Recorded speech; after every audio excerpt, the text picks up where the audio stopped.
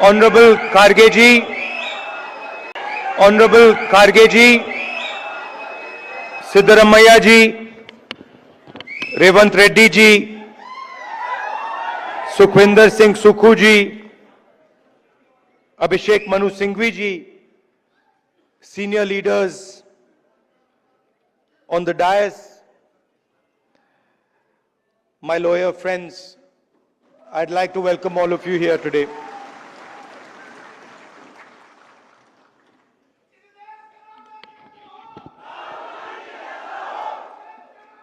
नहीं बॉस, नहीं, मैं राजा नहीं हूं, राजा बनना भी नहीं चाहता हूं। मैं राजा के अगेंस्ट हूं, कॉन्सेप्ट के अगेंस्ट हूं।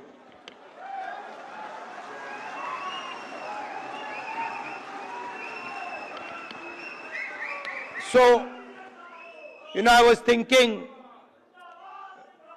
thinking what to say to you, the legal fraternity, and something came to mind. You know, as a politician, largest chunk of our job is meeting other politicians. And when you meet a politician, as many of you must have done, he will spend a lot of time talking about peripheral issues, half an hour, 45 minutes, and then eventually, right before he's ready to leave, he'll come to the point. You know, so it's quite frustrating for me. This is the difference between me and my sister. She has much more patience on this front, so she'll listen, you know, for half an hour, 45 minutes. And I'm thinking, okay, listen, you've come here to tell me something. You know, cut out the suspense. Tell me why you've come. And this sometimes comes as a shock to us politicians. Because also there's another thing going on. They also need the world to know that the meeting was 1 hour long or 2 hours long. Now, you're exactly the opposite. So, your time is expensive, unlike ours. So you come in and you instantly say what you have to say. And then on the other end of the spectrum is Dr. Singhvi, who is, you know, I've also dealt with a lot of lawyers, but he is like a laser beam. He will get to the point instantly, and he will cut exactly to what the issue is. And I've got, I don't know, I've lost count, but I think somewhere around 30, 32 cases. And so I discuss, you know, these cases with him. And it's very refreshing because it's literally, Dr. Singhvi, what do you think? And in 30 seconds, he's told me the entire, everything I need to understand has been delivered to me in 30 seconds.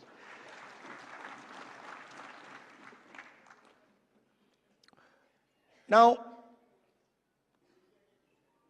it's important that you know who you are. You know, in our tradition, in the Eastern tradition, religious tradition, spiritual tradition, what is important is that you understand who you are. In the Western tradition, it's important that you understand everything around you. But in our tradition, it's important that you understand the self, and you understand yourself and your own structure. So it's important that you know who you are. First of all, the Congress party,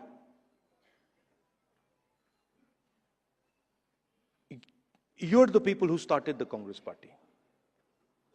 So the Congress party was essentially lawyers, right? And Singhvi ji, No, and you need to be reminded of this because, and I'm not just talking to you, I'm talking to every lawyer in this country. We would not have got freedom. We would not have got freedom if the lawyers of this country had not fought for freedom. All this talk about constitution, this would not be here if it had not been for lawyers.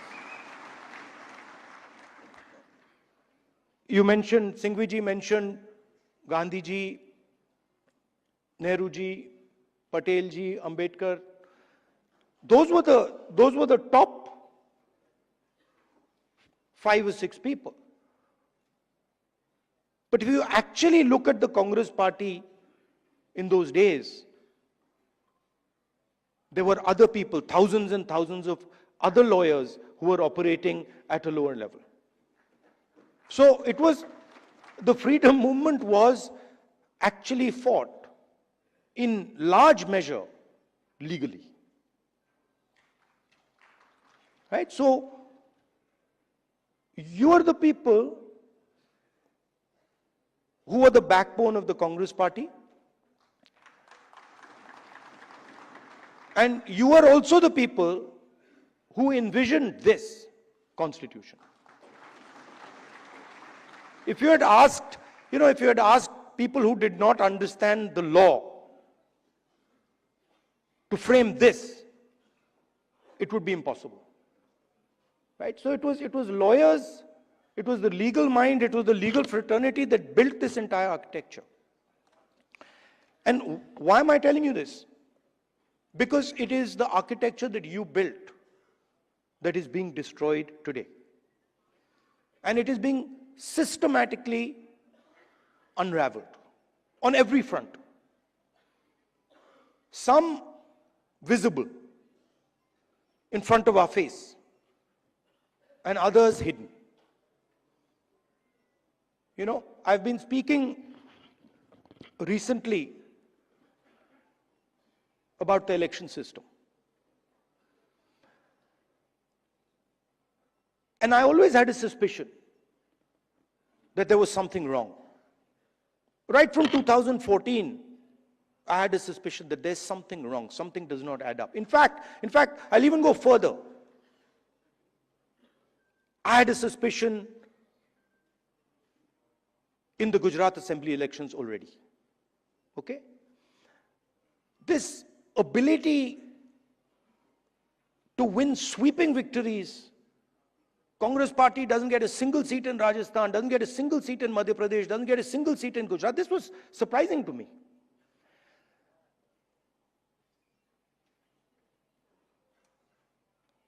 And it went on for some time. There was a conversation, but I could never speak because there was no proof. So whenever we spoke, people said, well, where's the proof? And then something happened in Maharashtra, where in the Vidhan Sabha we won the election, hands down. In the Lok Sabha we won the election, hands down. And then 4 months later, we didn't just lose, we were obliterated. 3 formidable parties suddenly just evaporated. And that's when I thought that this just cannot be. And so we started right then to look seriously for electoral malpractice. We found it in Maharashtra. Clearly, 1 crore new voters show up between Lok Sabha and Vidhan Sabha. Bulk of those votes go to the BJP. But still, we didn't have clear proof. So when I would even mention it to our allies, that look, there is clear cheating that has happened, my allies would say to me, yes, we can see that there is cheating that has happened, but we don't have proof. And now, I say with absolutely no doubt that we have proof. And we have such proof. We have such proof that will show the whole country that the institution of the Election Commission does not exist. That it has disappeared. It has taken us 6 months. 6 months of non-stop work to find this proof. Why? Because the Election Commission does not give us electronic versions of the voter list. It gives us paper versions, and you'll be shocked to know,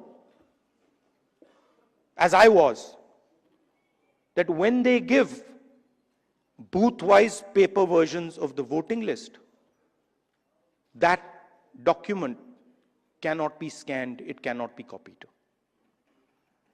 Meaning you put it into a scanner, nothing comes out. Why would the Election Commission scan protect, copy protect the voter list? Now, you'll be shocked at the amount of detail we've gone into. And you will see, with no doubt, zero doubt, how a Lok Sabha election is stolen.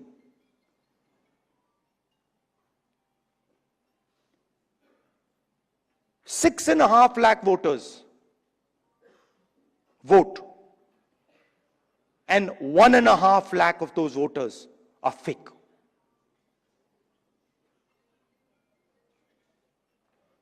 Six and a half lakh voters vote, 1.5 lakh voters are fake. It's on paper. Documentation that we got from the Election Commission. Voter list that we got from the Election Commission. Physical paper. Where we went comparing photograph by photograph by photograph, name by name by name. 6.5 lakh people. Comparing one photograph to 6.5 lakh other photographs. And I'm proud of the work that the Congress party did. And you will see the shockwave that is going to go through the electoral system when we release this data. It's literally like an atom bomb. Because the truth, my friends, is that the election system in India is already dead. Please remember one thing. The Prime Minister of India is the Prime Minister of India with a very slim majority. If 10, 15 seats were rigged, and we suspect actually the number is much closer to 70, 80, 100.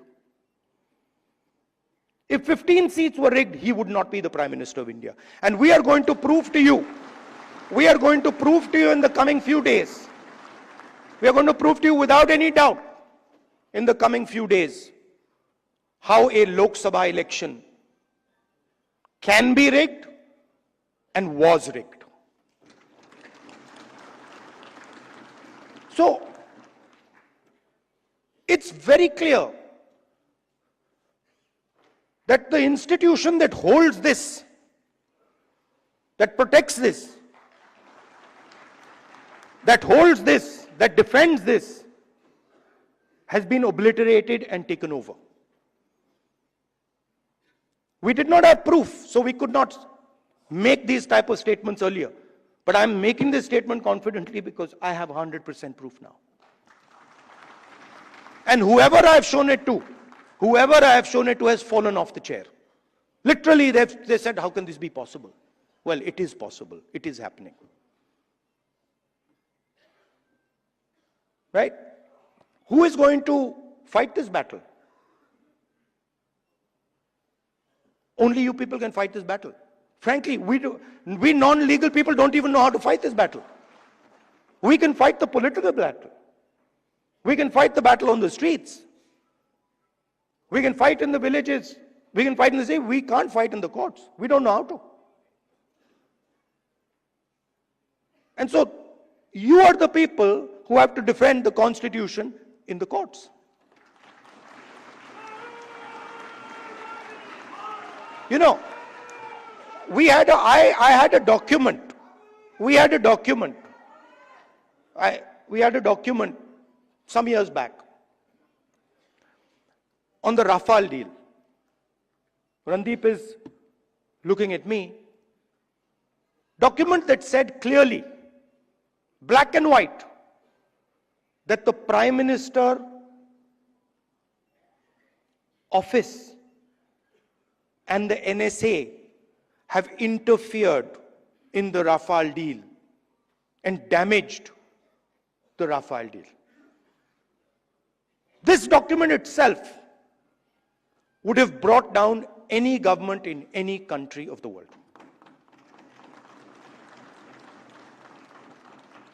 Nothing happened. Nothing happened. You know where the document went? You know where the document died. Nothing happened. I'm fighting 30 cases. Anyone who fights the regime, any political person, anybody who works in the NGOs, civil society knows that the moment you oppose, you will be attacked. You know, I remember when I was fighting the farm laws, and he's not here anymore, so really I shouldn't say it, but I will. And Arun Jaitley ji was sent to me to threaten me. And he said, you know, if you carry on down this path, opposing the government, fighting us on the farm laws, we will have to act against you. I looked at him and said, I don't think you know who you're talking to. I don't think you have an idea who you're talking to. Because we are Congress people. We're not cowards. We're not going to bend. The British couldn't bend us. The superpower couldn't bend us. Who the hell are you?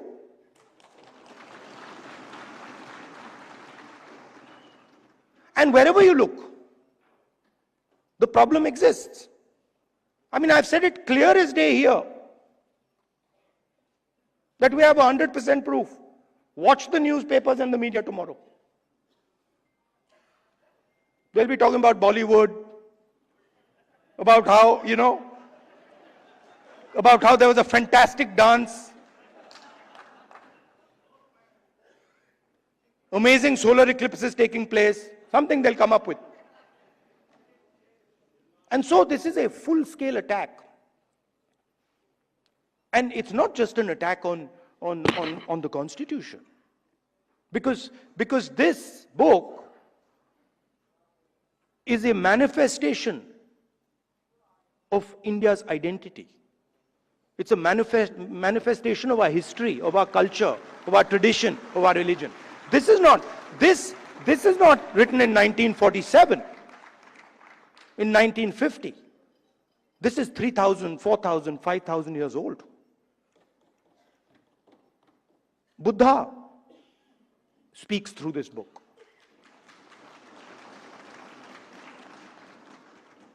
Narayana Guru, Basavana, Ambedkar, Periyar, everybody who's been anybody in this country. Right? Anybody who's been, you look, anybody, and in every state there are there. In Assam, Gaurav will tell you. Right? In Tamil Nadu, in Karnataka, in Uttar Pradesh, Kabir, there's a list. So this is not something that we dreamt up in 1947 or 1950. This is something, this is our blood. And how dare you attack our blood? Right? So we are not just, we must remember, we are not just defending this red book, this legal document. We are defending our way of life. Right? Tell me which Indian tradition, which Hindu tradition says that you should beat up a Muslim child? Where is it written that you should lynch someone? Which tradition of ours says it? There's not a single tradition of ours that says it. Our tradition says everybody is the same. So these people, they're not attacking our politics. They're attacking us. They're attacking our history. They're attacking our religion. For anybody who understands Hinduism, anybody who has gone into depth in Hinduism, they're attacking Hinduism. And frankly, yesterday my sister said to me, now, personal बात है तो बोलनी नहीं चाहिए, मैं बोल देता हूं, नहीं माफ करूंगा. She said to me, Rahul, you realize that you're playing with fire. And I said, yeah, Priyanka, I am playing with fire. I will continue to play with fire. I'm not scared of playing with fire.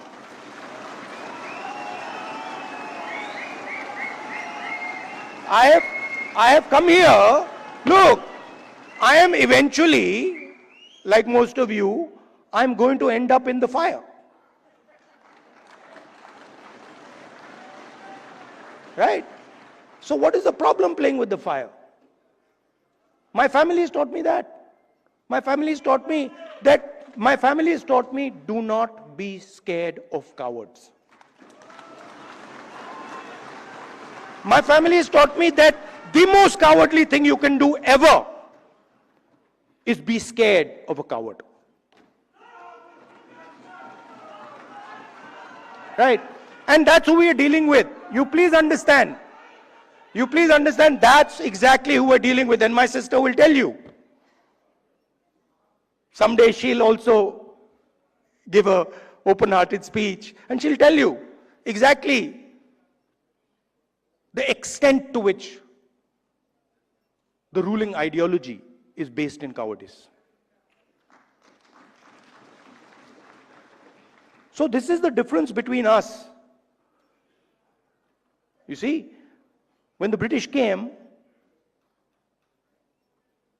you stood up and said, we will defend our tradition, our culture, and our way of life. And the RSS said, sir, please tell us what we should do. Sir, please tell us how we can help you. And this is the truth. If it was not the truth, I wouldn't say it. It is the truth. People don't like it, but it is the truth. Gandhiji spent most of his adult life in jail. Nehruji spent most of his adult life in jail. Sardar Patel spent most of his adult life in jail. Why? Because they opposed the British. Show me the RSS leader who did it.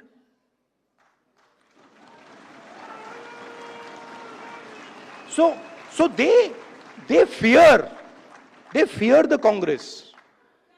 The true Congress. You see, they fear the true Congress. And every single one of you have the true Congress inside you. What is the Congress? I'll tell you what the Congress is. What is the Congress? The Congress is, a famous American general, General Patton, who fought in World War II, was asked what is the difference between a hero and a coward? What do you think his answer was? He says 5 minutes. He says the hero waits 5 minutes and the coward runs away.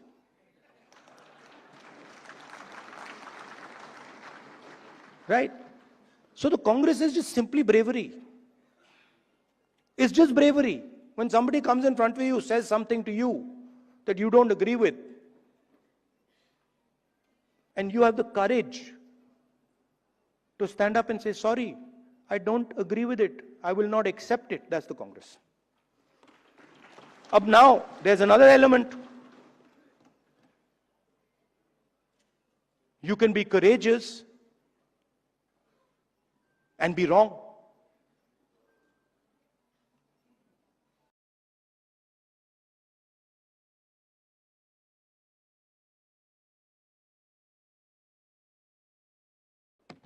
Doesn't mean anything.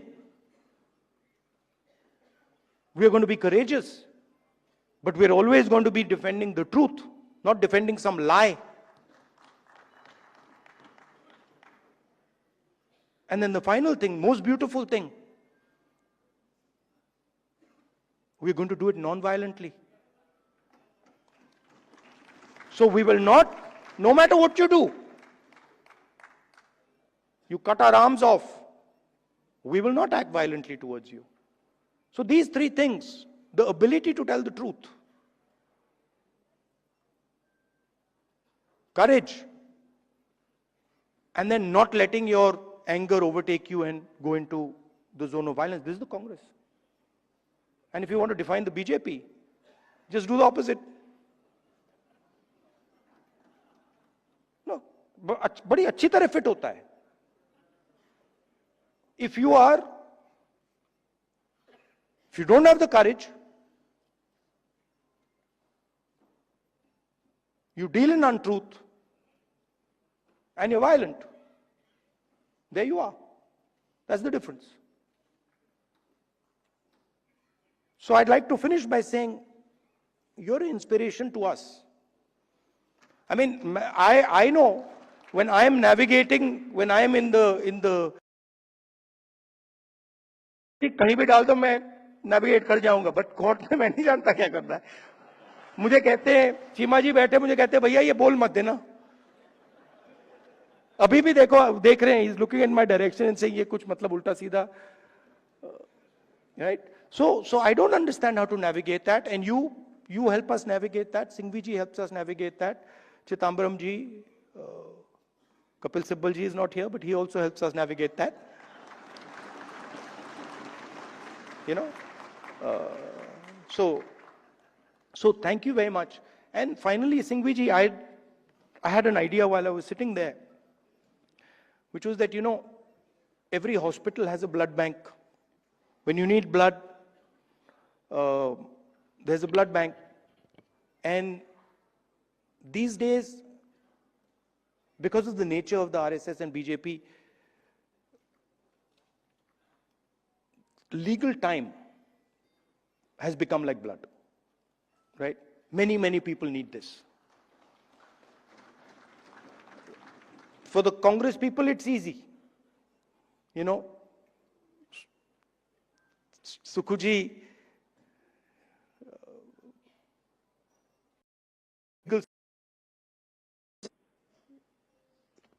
Singhvi ji, all the top people are there. I need legal services. I can pick up the phone and call Singhvi ji, Chima ji, Chithambaram ji, possibly even Kapil Sibal ji.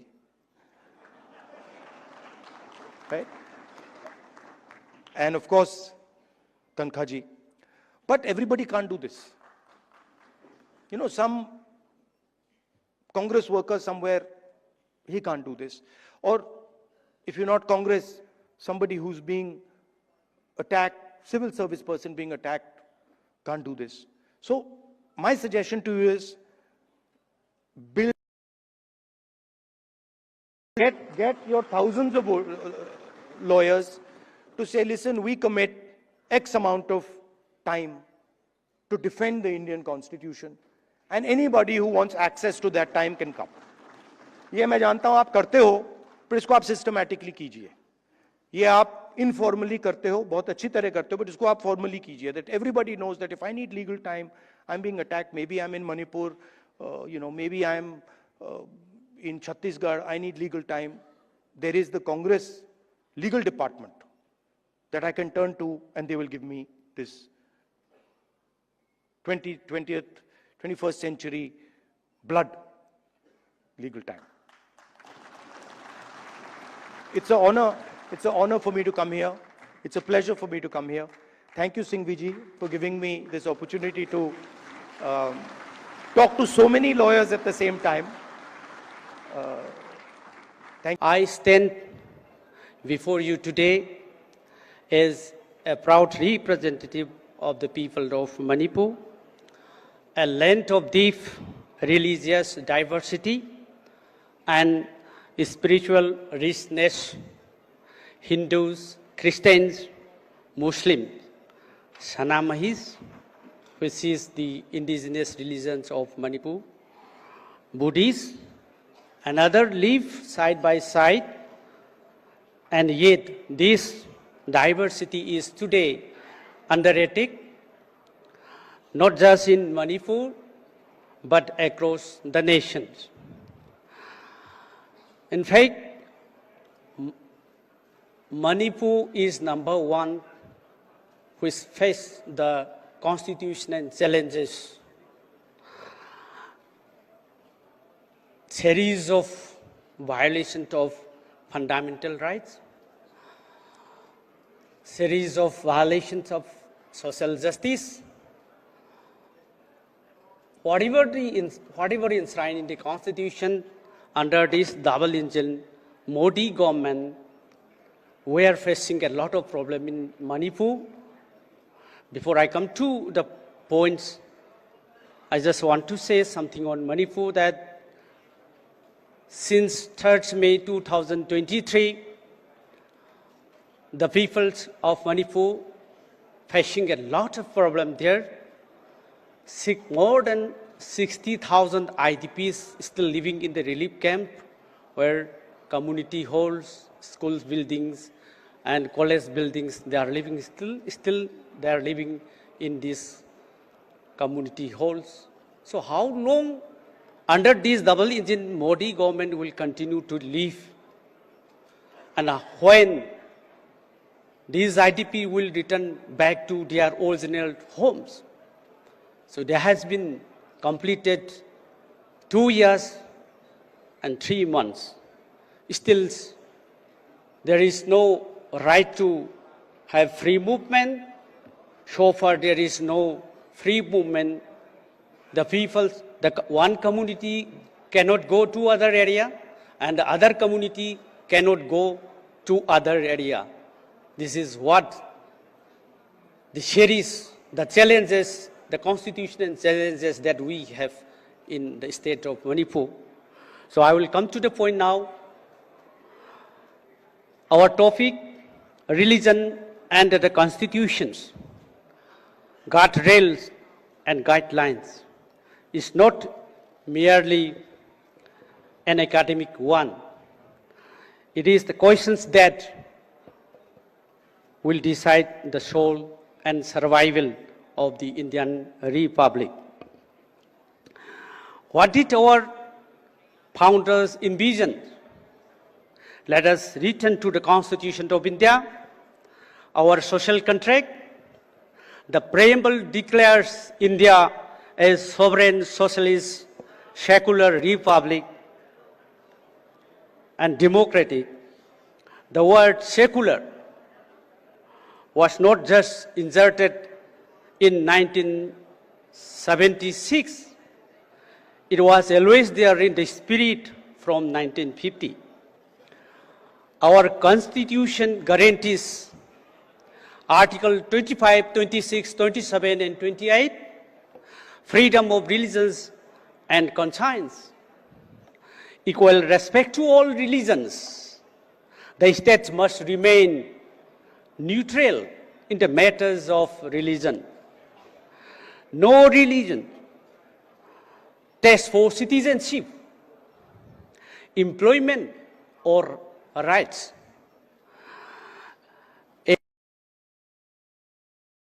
The founding fathers of our Constitution once said during the Constituent Assembly debates, the state is neither theocracy nor anti-religious. It is equidistant from all faiths.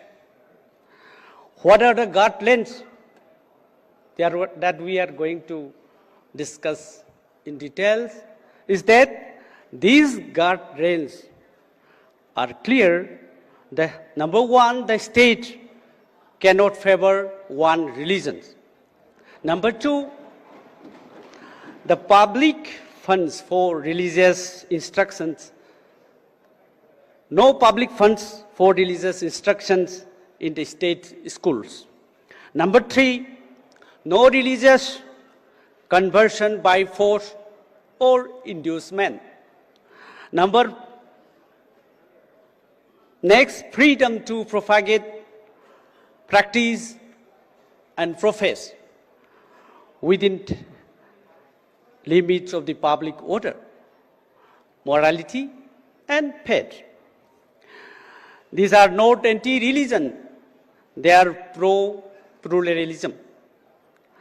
Religions in danger or religions being used as a weapon. Today, we must ask honestly, is religion in danger in India? No. But religion is being misused as a tool of political power. The line between faith and fanaticism is being erased. Temples, mosques are used for not prayer, but for political mobilizations.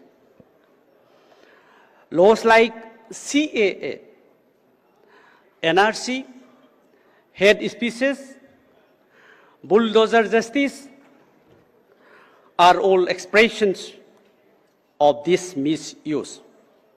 Minorities, especially Muslim, Christians, are vilified, surveilled, and pushed to the margins.